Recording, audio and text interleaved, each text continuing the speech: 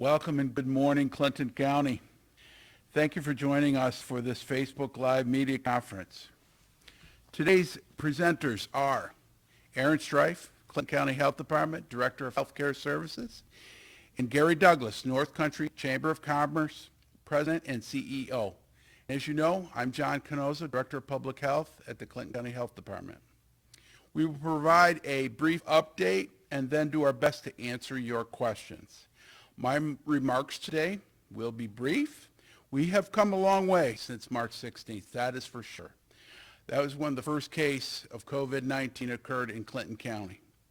We have persevered through a difficult and very unsettling time, and we're all quite tired and pooped. We have what we would call compliance fatigue. We're tired of wearing masks and always having to think about keeping an adequate distance between ourselves and others. It's been tough and rough, but it has and continues to make a big difference, especially in the North Country. We have done very well in the North Country. On Friday, we will likely enter phase 4 of reopening. Many opportunities will reopen up that we are grateful for. However, everything will not be open at that time. We still need to wait for the go-ahead from the state before we fully reopen. Thank you. Now I will turn the podium over to Aaron Strife, again, Director of Healthcare Services here at the Clinton County Health Department, who will share the latest case numbers, and then she has some advice about how to make wise decisions for yourself and your families as we return to the many activities and places that we have been missing since this all started. Thank you.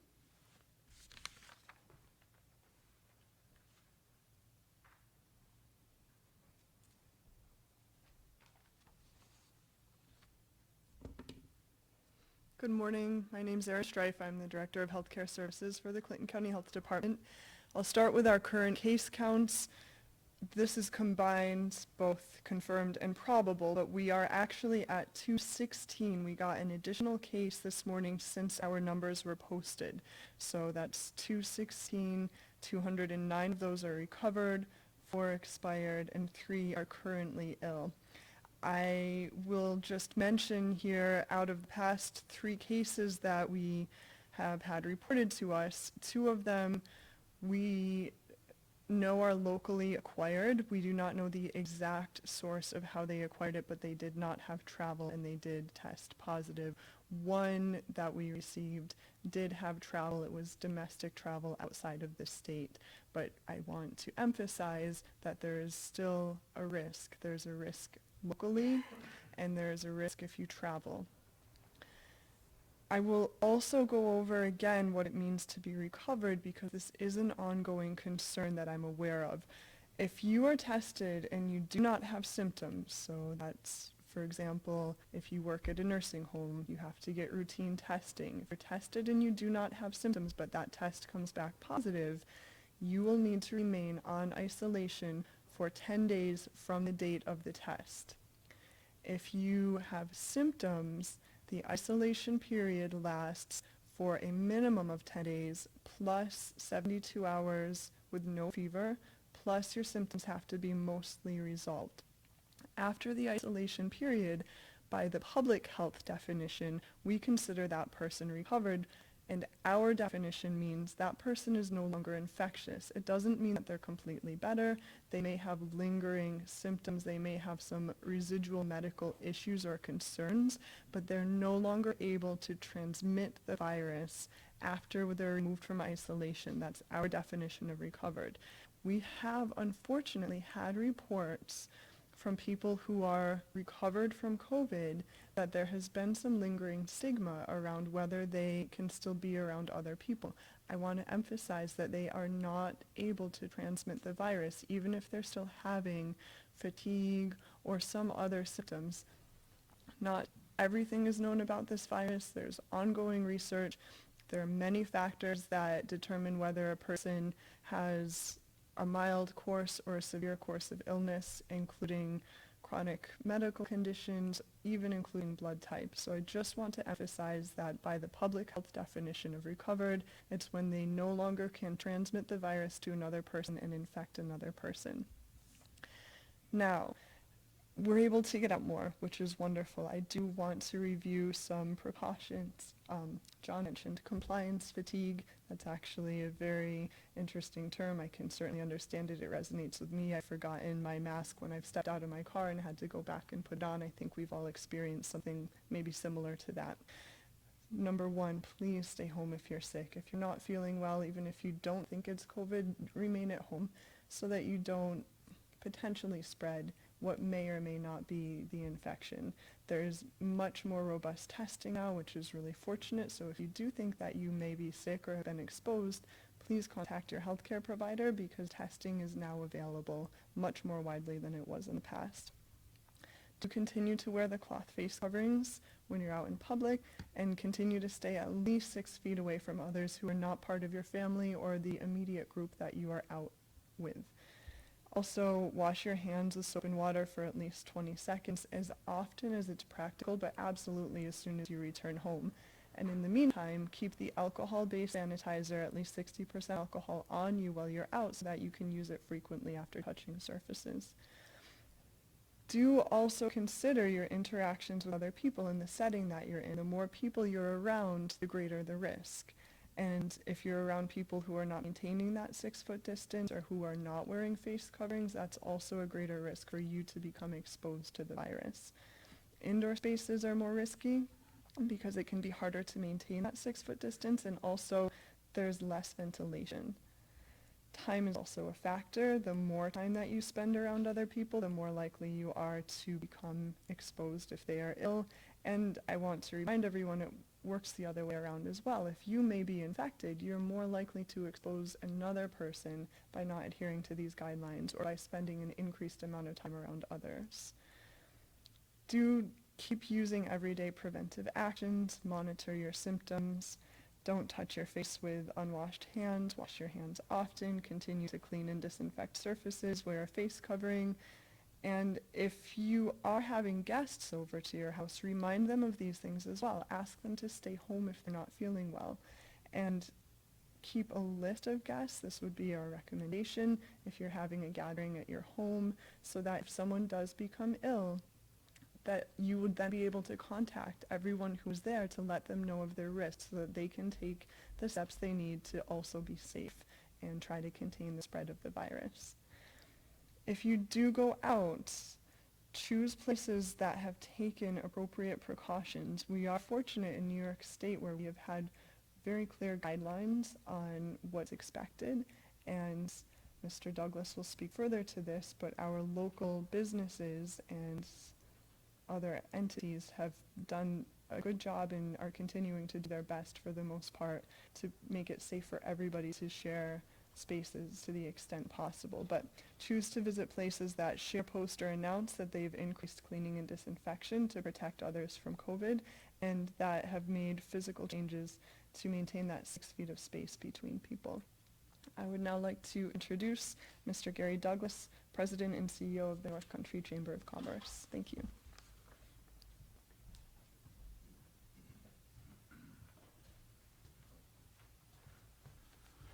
Thank you, and thanks to everybody at the Clinton County Health Department and our other regional health departments for the terrific work that they continue to do and the collaborative relationship with the business community through the Chamber. It's been remarkable and has, I think, helped everything to proceed as smoothly as possible. As John mentioned, there is anticipation that we are likely to be cleared to go into quote-unquote phase 4 on Friday. It's not assured until we actually have an announcement, so we'll watch for the governor's press releases each day over the next couple of days, but there doesn't seem to be anything to prevent that.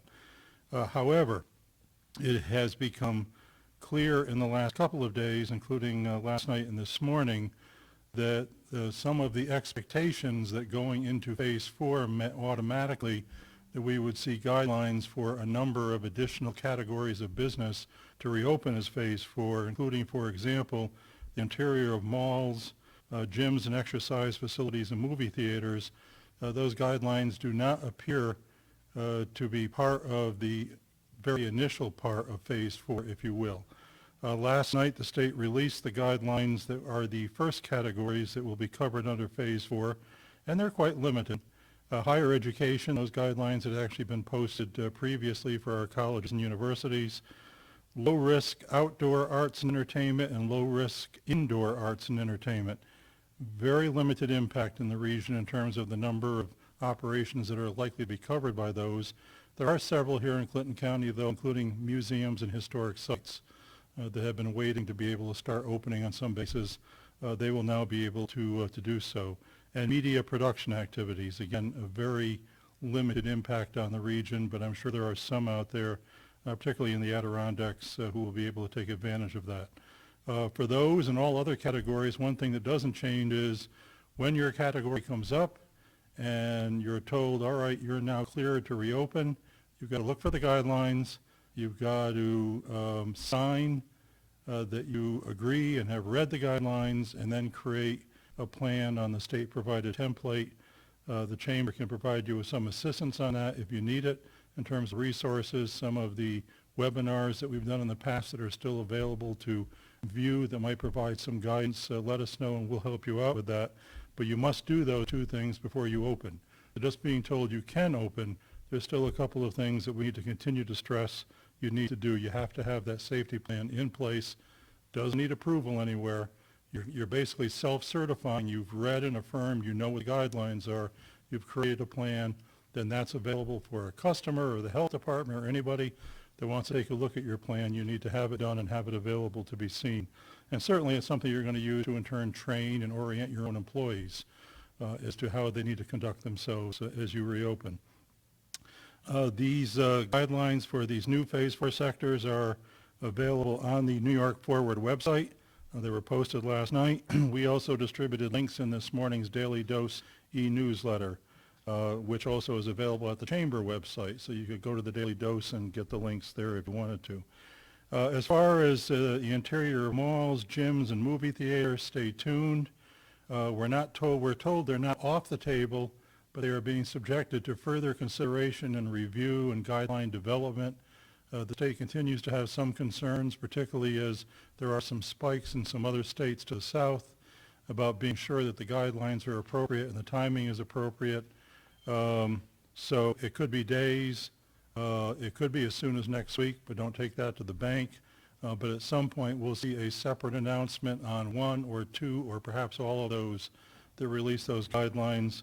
We'll get those out in the Daily Dose to the regional business community as soon as any such guidelines are released for any new sectors or any revisions of guidelines come about. We'll get those out to you.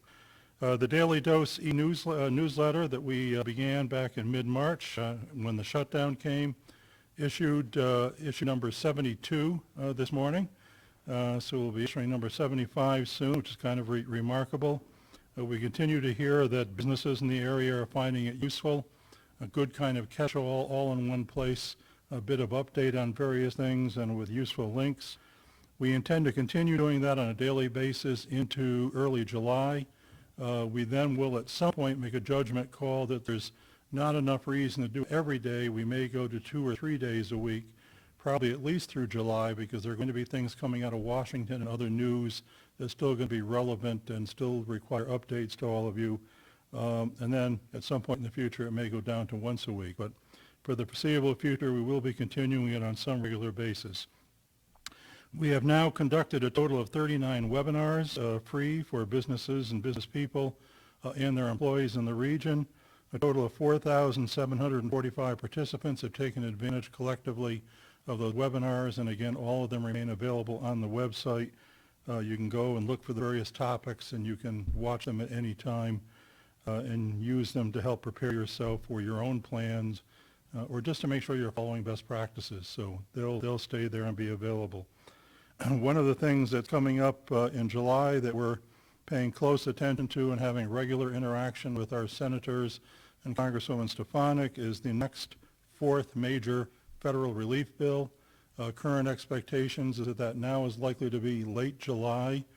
It may contain some further reforms to federal relief programs, some further resources of various kinds. Again, we'll carry that information in July as that starts to come together, but it's something for businesses to be aware of. There is another bill in the making that will likely contain some things that will be to some additional benefit to area businesses. I was asked to answer one question that apparently has been coming up to the health department. For hairstylists, what are the mask requirements? Well, if you go to the New York Forward website, go to Phase 3 into hairstylists and read the guidelines, you'll find it there. It actually is quite clear, but let me cover it. You basically have two choices. You can wear a face shield because you must cover your nose and your mouth and your eyes as a hairstylist or a barber. So a face shield does all of that in one implement, but it also is just as allowable clearly in the guidelines to wear a cloth mask that covers the nose and mouth, and then to wear safety glasses to cover the eyes. So you can do it either way. Both are explicitly allowed in the guidelines. On the border, since I was last here, we've had another simple, unchanging extension of the closing of the border to all but non-essential travelers through July 21st, another 30 days. We remain disappointed, not with the notion that we expected they were going to suddenly reopen the border or that that's going to happen soon, but we continue to advocate for and believe we should be entitled to a plan, some guidelines, some notion that there is some thought as to what a phased reopening might look like, some expansions upon the existing definitions of essential travelers that might expand the definition of family, that might expand some of the definitions of business travel as interim steps. We hope that would be the case before another extension. It wasn't. We continue to advocate for that, and we will continue to do so. But in the meantime, the border remains as it has been for the last 3 months through July 21st. And my only final note would be to continue to encourage everybody. One of the best things you can do for our community and its future is to do maximum business with our local businesses in the area, our restaurants, our shops. Put the mouse aside. It's good to look at news sites and so on. Don't use it for shopping. Get out there, support our local stores and our restaurants, and they're struggling. They've got a long, hard slog to come back up out of the economic cellar they were put in during closure, and we can all help them succeed and remain a vibrant part of our community. Thank you.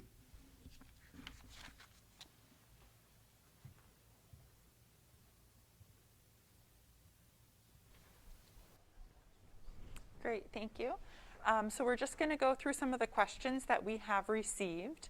The first question we received is, do we know how many individuals will be allowed to gather on August 1st? The question was specifically in regards to a banquet.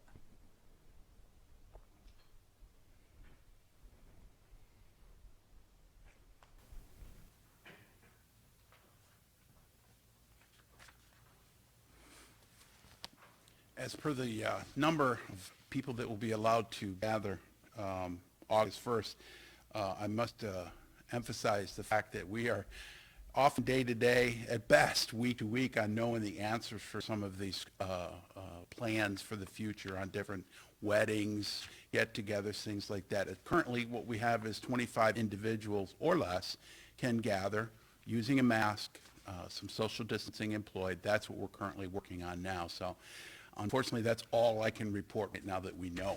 So school graduations can have 150 members attend using masks, using social distancing for a short duration outdoors. But other than that, those are the two pieces of information that I do know at this time. August 1st is, to me, a long way off. I'm sorry I can't provide that specific information. Do we know who will be making that determination? New York will be making that determination. I have no doubt. Thank you. The next question that we have is, when will nursing home and long-term care facilities reopen to visitors? Yeah, definitely. State of New York again. This, make no mistake, the response, the reopening, everything connected to COVID-19 and moving forward is the state of New York. We've heard some chatter on it, but nothing definitive yet. At our last press conference, I do know I spoke about this. I had said not anytime soon. That was a little preemptive, but currently I can tell you we don't have an answer for that. But maybe it's coming up sooner rather than later. So that's all we know. Okay, thank you. The next question was more of a comment, but Erin, I don't know if you're able to address this one. They said, when I called the doctor, they said not to go get tested because tests may not be accurate.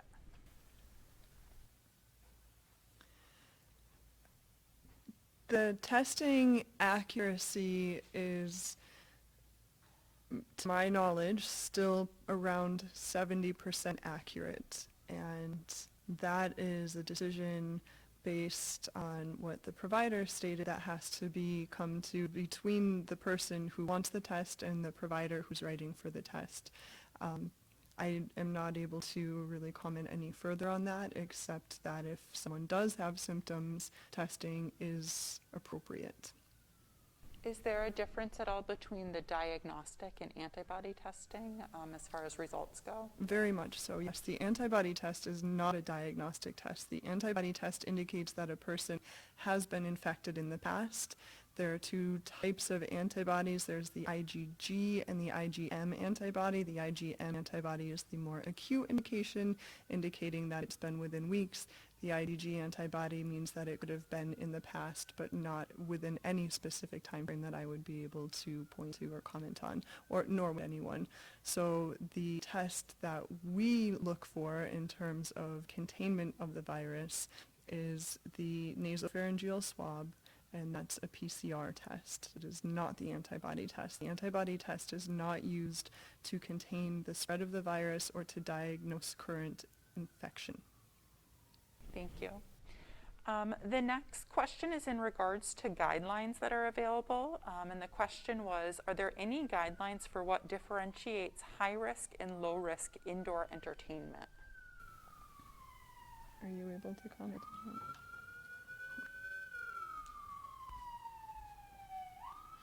that? I can only tell you two things. Go to the state website and go to those sectors. The guidelines are there. They're fairly extensive. It identifies some of the sorts of activities that are included and things that aren't included, so it'll give you some guidance. And then if you think maybe you are a low-risk arts activity, let's say, and it isn't clear from that description that you're covered, but you think maybe you should be, then you go to lookup tool, which you'll also find on the website and linked in our Daily Dose e-newsletter this morning. That lookup tool allows you to put your NAICS code, which if you don't know that, you can go and Google it and get it for your type of business. You put that in the county you're in, it will tell you immediately, yes, you are cleared under phase 4 or phase 3 or whatever to open. But then you have to go and do your plan and so on. Or it'll tell you, no, you're not. So that's the ultimate tool. But there is some description for both of those on the guidelines that are on the site. And then for your particular operation, you can ask via that lookup tool to see if you are covered or not. The next question we did address earlier, but it was another question that came up. Are we going into phase 4?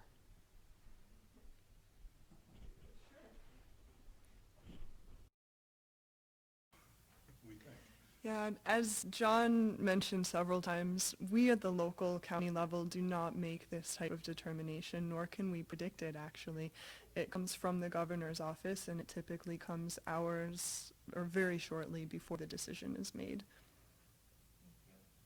The next question is, as we push to open the border, excuse me, hold on one second. As we push to open the border for economic reasons, what is the COVID situation in Quebec and Montreal?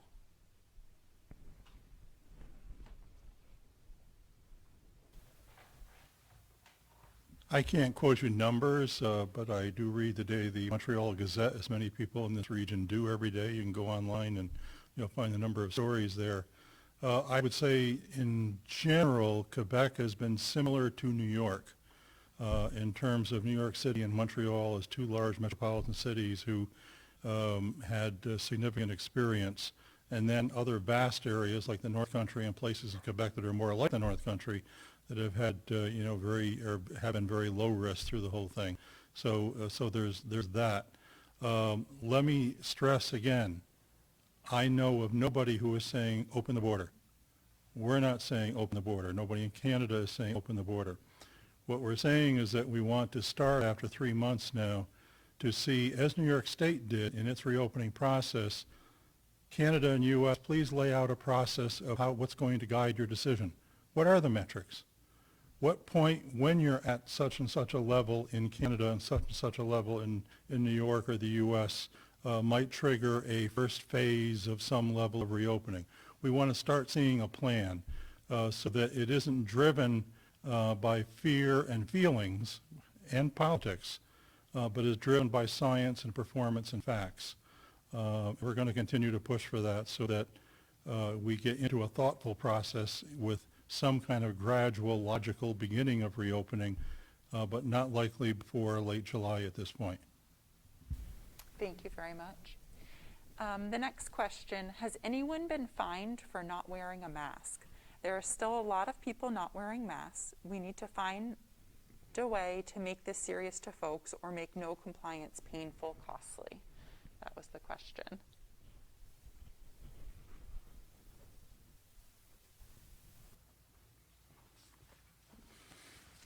The question pertained to, has there anyone been fined for not wearing a mask? Not to my knowledge, no.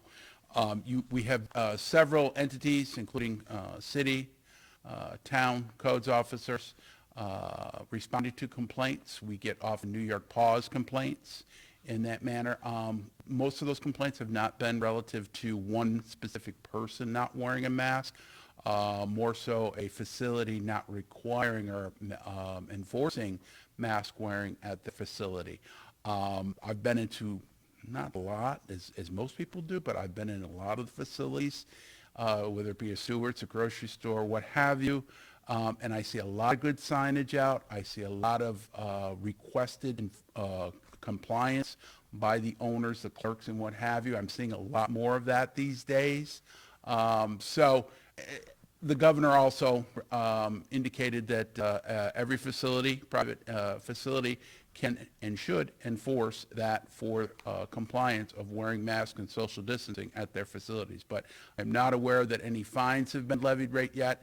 I think my glass is always full, at least half full.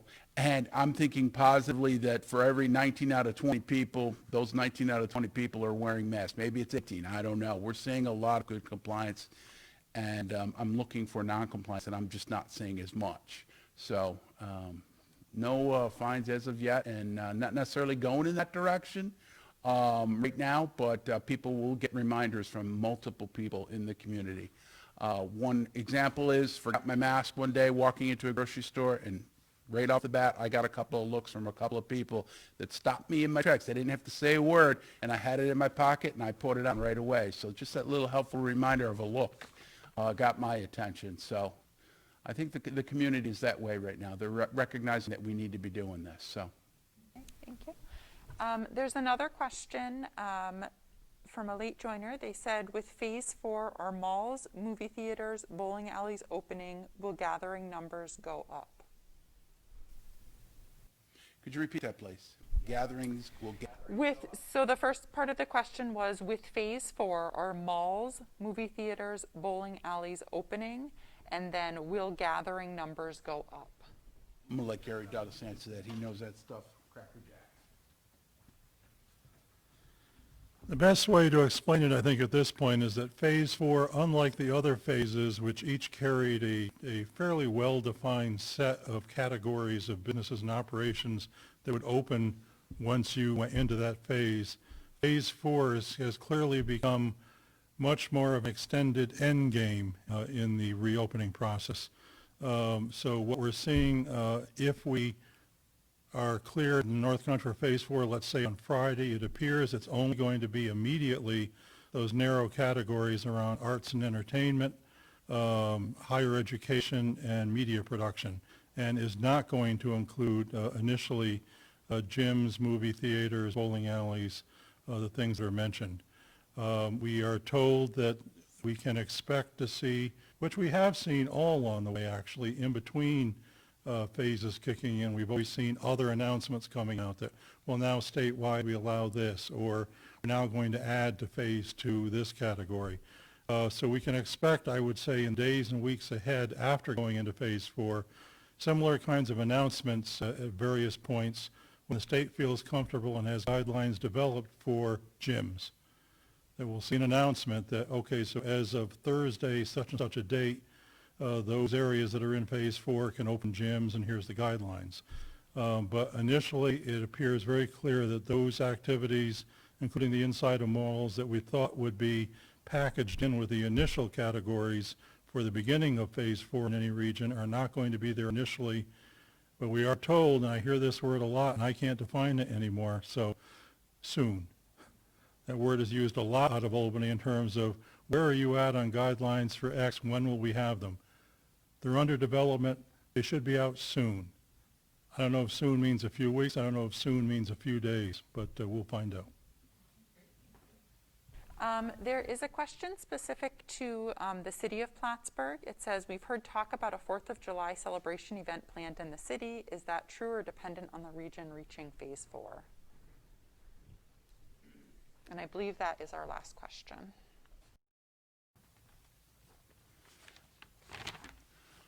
On the 4th of July, there has been plans, some thoughts that were occurring over the last 3 to 4 weeks about smaller events. As I understand, I got an email from Mayor Reed last week, and my response to him on this matter is anything's a good idea in these tough times right now. It's good to start seeing a little bit of opening up, but my technical recommendation to him was that they need to have a nice plan put together of how they're going to operate such event, including, as I understand, as I remember, fireworks and perhaps some music. I don't know if that's a DJ or if it's a band. I'm hoping it's a DJ. But that plan needs to be assembled and submitted to New York State, Empire State Development for their review and approval. We are not the reviewing authority for that. We don't have necessarily direct supervision or jurisdiction over that. So New York State, Empire State Development has the specific jurisdiction for that. So it was in the works. It was in the planning. It's been talked about. I've seen a couple of blips in the Press Republican. I just have not heard anything since last week when I had spoken with the mayor and pushed him in a direction to have that group go through the state of New York. Okay? Last question. Very good. Then I can provide the closing right now. Again, thank you. I always try to make a big effort to let you know how thankful I am. I tend to be a very thankful type of person. A lot of appreciation. We do appreciate you joining us today, and I cannot thank Clinton County, the North Country as a whole, for really stepping up to the plate, being good stewards, and dealing with all the stresses that have related to this emergency. We've done a great job. The North Country as a whole, including Clinton County, we've done a great job. The numbers speak for themselves as compared to the rest of the state and, quite frankly, the rest of the nation. What has become a weekly event that we've been doing with these press conferences as we move forward, it is our intent, as always, to keep the community informed as new and relevant information arises. Therefore, you can anticipate that we will be moving away from the weekly Wednesday media conference events like we have today, and instead schedule these sessions as new information arises. Please continue to monitor CCHD's, the health department's social media platforms, and our website, which is www.clintonhealth.org. Clinton Health is one word. For announcements regarding media conferences, to do media releases, and to find information related to the ongoing impact of COVID-19 on our community. We will continue to inform you of best practices for keeping yourselves and your families safe and healthy, and any new information that does arise. Thank you again. Much appreciated, Clinton County.